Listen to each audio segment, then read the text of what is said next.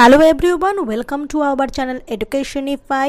আজকে নিয়ে এসেছি একটা ট্রেন্ডিং টপিক, কি বলতো, Bharat Ratna 2024।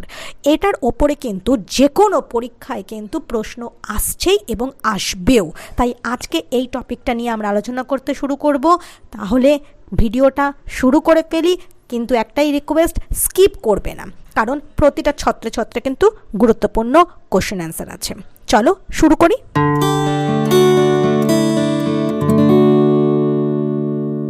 Highest civilian award in India, আর সেটা হলো কিন্তু ভারতরত্ন।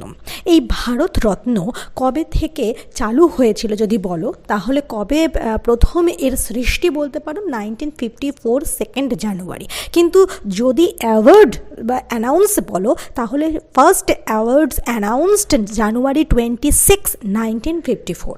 তাহলে ইনস্টিটিউট হয়েছিল কিন্তু 1954 2 জানুয়ারি, কিন্তু ফার্স্ট অ্যানাউন্সমেন্ট হয়েছিল কিন্তু 26 জানুয়ারি। অ্যান্ড সালটা তো একই আছে, ঠিক আছে। আচ্ছা, যদি বলো যে এটা কাকে দেওয়া হয় বা কাদেরকে দেওয়া হয়, তাহলে 2011 সালের আগে পর্যন্ত কিন্তু সেই সমস্ত মানুষদেরই দেওয়া হতো যারা সায়েন্স, লিটারেচার, আর্টস এবং পাবলিক সার্ভিসের সঙ্গে যুক্ত রয়েছে এবং সেই সমস্ত ক্ষেত্রে কিছু মানে এক্সেপশনাল কিছু সার্ভিস তারা প্রোভাইড করেছে, তাদেরকেই দেওয়া হতো। কিন্তু 2011 সাল থেকে কিন্তু একটা নতুন অ্যামেন্ডমেন্ট হলো, ক্রাইটেরিয়া যোগ হলো, যে সেইখানে কিন্তু যে কোনো ফিল্ডের মানুষকেই সেখানে চুজ করা হবে, কিন্তু তাদের যদি সেই সমস্ত ফিল্ডে কিছু এক্সেপশনাল সার্ভিস থাকে, তাহলে তারা কিন্তু ভারতরত্ন পাওয়ার জন্য নমিনেটেড হবে। এবং তার ফলাফল হিসাবে আমরা দেখতেও পেয়েছি যে প্লেয়ার, প্রথম স্পোর্টস পার্সন হিসাবে আমরা কিন্তু সচিন তেন্ডুলকরকে পেয়েছি, ঠিক আছে। 2024 সালে ভারতরত্নের লিস্ট যদি আমরা দেখি, তাহলে বুঝতে পারবো এটা কেন গুরুত্বপূর্ণ। এবছর মোট 5 জনকে ভারতরত্ন দেওয়ার কথা ঘোষণা করা হয়েছে, এবং এটা কিন্তু ভারতরত্নের গাইডলাইনকে কোনোভাবেই ফলো করছে না, কারণ ভারতরত্নের গাইডলাইনে বলাই আছে একটা বছরে 3 জনকে ভারতরত্ন দেওয়া যাবে। এবং this rule was broken for the first time in 1999, কারণ 4 জনকে দেওয়া হয়েছিল, জয়প্রকাশ নারায়ণ, অমর্ত্য সেন, গোপীনাথ বরদলৈ এবং Ravishankar. And this year the rule was broken again because the number of recipients is 5। এর মধ্যে 4 জনই কিন্তু মরণোত্তর ভারতরত্ন পাচ্ছেন, যেমন কর্পূরী ঠাকুর, যিনি ছিলেন একজন রিনাউন্ড সোশ্যালিস্ট লিডার এবং ফরমার সিএম, বিহারের প্রাক্তন মুখ্যমন্ত্রী। এরপরের যে মরণোত্তর পাচ্ছেন তিনি হচ্ছেন Narasimha Rao, 9th prime minister of India, MS Swaminathan, যাকে father of India's green revolution বলা হয়, আর চৌধুরী চরণ সিং, যিনি একজন ইন্ডিয়ান পলিটিশিয়ান ছিলেন এবং ফ্রিডম ফাইটারও ছিলেন। তিনি গান্ধীজির সঙ্গে নন কোঅপারেশন মুভমেন্টে ছিলেন এবং তিনি 5th প্রাইম মিনিস্টারও ছিলেন। এরা সবই মরণোত্তর ভারতরত্ন পাচ্ছেন। এবং 50তম যিনি ভারতরত্ন পেয়েছেন তিনি হচ্ছে লাল কৃষ্ণ আদবানি, যিনি ভারতীয় জনতা পার্টির একজন লিডারও বটে। তাহলে বুঝতেই পারছো, এই 5 জনের মধ্যে 4 জনই কিন্তু মরণোত্তর ভারতরত্ন পেলেন। শুধুমাত্র লাল কৃষ্ণ আদবানি, যার বয়স 96, is the sole living recipient, ঠিক আছে। আচ্ছা, ভারতরত্ন এটা কিন্তু রেকমেন্ড করে থাকেন আমাদের দেশের প্রধানমন্ত্রী বর্তমানে নরেন্দ্র মোদী, এবং কিন্তু অফিসিয়ালি যদি কনফার্ড হয় বা ভারতরত্নের যে সার্টিফিকেট দেওয়া হয় সেখানে যে স্বাক্ষর থাকে, সেটা কিন্তু থাকে আমাদের প্রেসিডেন্ট অফ ইন্ডিয়ার স্বাক্ষর থাকে, বর্তমানে যেটা দ্রৌপদী মুর্মু।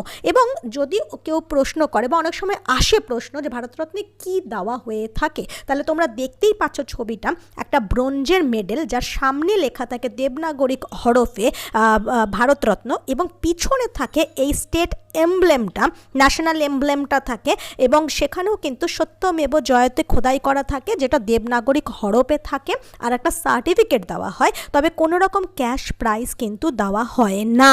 মেডেলটার আকৃতি অনেকটা অশ্বত্থ গাছের পাতার মতো, যেটাকে ইংরেজিতে পিপল লিভ বলা হয়। প্রতি বছর কিন্তু এর অ্যানাউন্সমেন্ট হয় না, লাস্ট হয়েছিল 2019-এ, যেখানে নানাজি দেশমুখ, প্রাক্তন রাষ্ট্রপতি প্রণব মুখার্জি এবং ভূপেন হাজারিকা পুরস্কৃত হয়েছিলেন। আরেকটা কথা, এই মেডেলটা যখন গলায় পরিয়ে দেওয়া হয়, তার রিবনটা কিন্তু হোয়াইট কালারের হয়ে থাকে, ঠিক আছে। আর গুরুত্বপূর্ণ বিষয় যেটা, আমাদের যদি মানে ইন্ডিয়ান আমাদের কিছু প্রধান ব্যক্তিদের নামের তালিকা তৈরি করা হয়, তাহলে সেখানে প্রথমে আসবে প্রেসিডেন্ট, তারপরে আসবে ভাইস প্রেসিডেন্ট, তারপরে হচ্ছে প্রধানমন্ত্রী, এইভাবে চলতে থাকবে। তো যারা এই ভারতরত্ন সম্মান পান, তারাও কিন্তু একটা অর্ডারে পড়ে যান বা একটা র্যাঙ্ক হোল্ড করেন। সেই হোল্ডিং র্যাঙ্ক হচ্ছে গিয়ে 7th। The holders of Bharat Ratna rank 7th in the order of precedence. বোঝা গেছে? এবার 1954 যখন ভারতরত্ন প্রথম দেওয়া শুরু হলো তখন কিন্তু মরণোত্তর ভারতরত্নের কথা বলা ছিল না, কিন্তু 1955-এ গিয়ে আবার এটার একটুখানি চেঞ্জ হলো এবং তখন থেকে কিন্তু মরণোত্তর ভারতরত্ন দেওয়া শুরু হলো। আমাদের এটা কিন্তু জানা খুব জরুরি, কারণ আমরা এটা তো জানি যে মরণোত্তর ভারতরত্ন দেওয়া হয়, এই বছরও দেওয়া হয়েছে, কিন্তু এটা প্রথম থেকে কিন্তু ছিল না।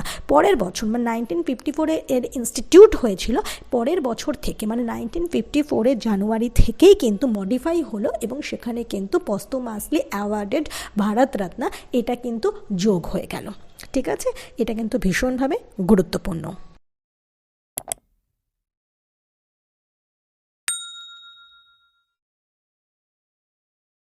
চক্রবর্তী রাজা গোপালাচারী, এনার নাম তো আমরা জানি কারণ তিনি ফার্স্ট গভর্নর, তাই না, আমাদের স্বাধীন ভারতের বলতে পারা যায়। তো তিনি কিন্তু 1947-48 এই সাল কিন্তু আমাদের ওয়েস্ট বেঙ্গলের গভর্নর ছিলেন এবং তিনি চিফ মিনিস্টারও ছিলেন তামিলনাড়ুর। তিনি 2 বছর চিফ মিনিস্টার ছিলেন, 1952 এবং 1954। তো এই চক্রবর্তী রাজা গোপালাচারী কিন্তু আমাদের দেশের first recipient of Bharat Ratna. যদি আমরা ফার্স্ট চিফ মিনিস্টার বলে থাকি তাহলে সেক্ষেত্রেও তার নাম হবে, যদি ফার্স্ট গভর্নর হিসেবে ভারতরত্ন পাওয়ার কথা বলি তাহলেও কিন্তু চক্রবর্তী রাজা গোপালাচারী হবে। 1954-এ যাদের নাম অ্যানাউন্স করা হয়েছিল সেখান থেকে প্রথমে আসছে চক্রবর্তী রাজা গোপালাচারী, তারপরে হচ্ছে CV রমন, যিনি ফার্স্ট সায়েন্টিস্ট হিসাবে কিন্তু আমাদের দেশে ভারতরত্ন পেয়েছিলেন এবং এনারা দুজনেই কিন্তু তামিলনাড়ু থেকে বিলং করছেন। সর্বপল্লী রাধাকৃষ্ণন তৃতীয়তম ব্যক্তি, যিনি ছিলেন ফার্স্ট ভাইস প্রেসিডেন্ট, তিনি কিন্তু অন্ধ্রপ্রদেশ থেকে বিলং করছেন। এই 3 জনের নাম কিন্তু 1954-এ ঘোষণা করা হয় ভারতরত্ন প্রাপক হিসাবে। ঠিক আছে, তোমাদের আরও কিছু ইনফরমেশান দিই, সেটা হচ্ছে যে এখনও পর্যন্ত যদি জিজ্ঞাসা করে কতজন মহিলা ভারতরত্ন পুরস্কার পেয়েছে তাহলে অবশ্যই জেনে রাখো 5 জন। 5 women who have been awarded the Bharat Ratna. তাদের নামগুলো দেখতেই পাচ্ছ স্ক্রিনে।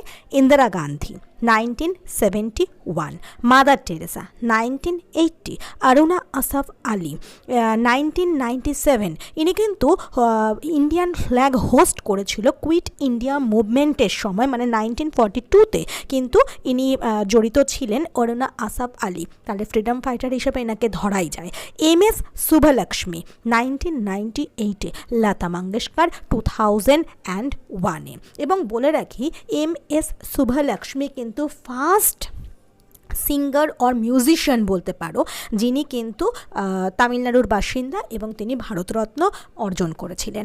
আর যদি আমরা ইন্দিরা গান্ধীকে ধরি তাহলে তিনি ফার্স্ট ফিমেল রেসিপিয়েন্ট তো বটেই, কি এছাড়াও ফার্স্ট ফিমেল প্রাইম মিনিস্টার, যিনি 1971-এ উত্তরপ্রদেশের বাসিন্দা হিসাবে কিন্তু তিনি ভারতরত্ন পেয়েছিলেন। ঠিক আছে, আর মাদার টেরেসা অবশ্যই আমাদের দেশের নাগরিক, হয়তো জন্মসূত্রে নয় কিন্তু তিনি ন্যাচারালাইজড সিটিজেনশিপ পেয়েছিলেন, কারণ তার সমস্ত কর্মকাণ্ডই আমাদের এখান থেকে মানে ভারতবর্ষ থেকেই হয়েছিল, তাই তাকেও কিন্তু ভারতের ন্যাচারালাইজড সিটিজেন হিসাবে ধরা হয়ে থাকে, তাই তার ভারতরত্নটাও কিন্তু আমাদের দেশের মধ্যেই কাউন্ট হচ্ছে, তাকে দেখা দেওয়া হয়েছে। হ্যাঁ, কিন্তু যদি বলা হয় যে ইনবর্ন ভারতীয় নয়, মানে জন্মসূত্রে ভারতীয় নয়, এরকম কজনকে ভারতরত্ন দেওয়া হয়েছে, তাহলে সেখানে কিন্তু 3 জনের নাম করতে হবে। সেটা হচ্ছে মাদার টেরেসা, খান আব্দুল গাফফার খান এবং আরেকজন হচ্ছেন নেলসন ম্যান্ডেলা। যদি শুধুমাত্র ফরেইনার হিসাবে ধরা হয় তাহলে কিন্তু 2 জন। প্রথম ফরেনার হচ্ছে খান আব্দুল গাফফার খান আর দ্বিতীয়জন নেলসন ম্যান্ডেলা। কিন্তু যদি বলে যে ভারতে জন্ম নয় এরকম কজন, তাহলে 3 জন। বুঝতে পারছো নিশ্চয়ই আমার কোশ্চেনটা? মাদার টেরেসা, খান আব্দুল গাফফার খান এবং নেলসন ম্যান্ডেলা। ঠিক আছে, ফার্স্ট প্রাইম মিনিস্টার হিসেবে যদি বলা হয় যে কে ভারতরত্ন পেয়েছেন তাহলে তার অ্যান্সার কিন্তু হবে জওহরলাল নেহেরু। 1955-এ তিনি ভারতরত্ন পান। আমি তো আগেই বলেছি যে ফার্স্ট ফিমেল প্রাইম মিনিস্টার হিসেবে কিন্তু ইন্দিরা গান্ধী পেয়েছিলেন। যদি জিজ্ঞাসা করে যে ফার্স্ট প্রেসিডেন্ট হিসাবে কে ভারতরত্ন পেয়েছেন, তাহলে অবশ্যই আমাদের দেশের যে প্রথম প্রেসিডেন্ট মানে ডক্টর রাজেন্দ্র প্রসাদ 1962-তে কিন্তু তিনি ভারতরত্ন পান। ঠিক আছে, প্রথম মরণোত্তর ভারতরত্ন কে পেয়েছিলেন, তাহলে তিনি হচ্ছেন কিন্তু লাল বাহাদুর শাস্ত্রী 1966-এ, এবং তার একটি বিশিষ্ট স্লোগান ছিল জয় জওয়ান জয় কিষান। ঠিক আছে, এরপরে যদি জিজ্ঞাসা করে যে ফার্স্ট ফিমেল পস্থুমাস রেসিপিয়েন্ট কে ছিল, মানে প্রথম মহিলা হিসেবে কে মরণোত্তর ভারতরত্ন পেয়েছেন, তাহলে তার নাম কিন্তু অরুণা আসফ আলী, যার কথা কিন্তু আমরা আগেও পড়ে এসেছি। ইয়াংগেস্ট লিভিং রেসিপিয়েন্টের নাম যদি জিজ্ঞাসা করা হয়, তাহলে অবশ্যই তিনি স্পোর্টস পার্সন সচিন তেন্ডুলকার 2014-এ পেয়েছিলেন মহারাষ্ট্রের থেকে, এবং সেই সময় তার বয়স ছিল 40। ওল্ডেস্ট রেসিপিয়েন্ট জেনে নিই, ওল্ডেস্ট রেসিপিয়েন্ট ছিলেন ভন্ড কেশব কার্ভে 1958-এ তিনি পান, এবং তিনিও মহারাষ্ট্রের বাসিন্দা। তখন তার বয়স ছিল 100। দেখো তোমাদের সামনে একটা চার্ট এসছে, এখানে বলেছে ভারতরত্ন যারা যারা পেয়েছে তা কারা কারা নোবেল প্রাইজও পেয়েছে। 3 জনের নাম দেখতে পাচ্ছি। সিভি রমন, যিনি নোবেল প্রাইজ পেয়েছিলেন ফিজিক্সে 1930-তে। এরপরে মাদার টেরেসা, যিনি 1980-তে ভারতরত্ন পান। 1979-এ নোবেল পিস প্রাইজ পেয়েছিলেন। আর অমর্ত্য সেন, যিনি নোবেল প্রাইজ পান ইকোনমিক্সে 1998-এ, এবং তিনি ভারতরত্ন পেয়েছেন। ভিডিওটা ভীষণভাবে ইনফরমেটিভ, যদিও একটু লেন্দি মনে হচ্ছে তোমাদের হয়তো, কিন্তু এতটা যদি না করা হয় তাহলে সব ইনফরমেশন আমরা এক জায়গায় তোমাদেরকে দিতে পারবো না। একটা ভিডিওই যথেষ্ট, একটু দেখে নাও, তাহলে কোনো পরীক্ষাতেই কোনো প্রশ্ন মিস হবে না।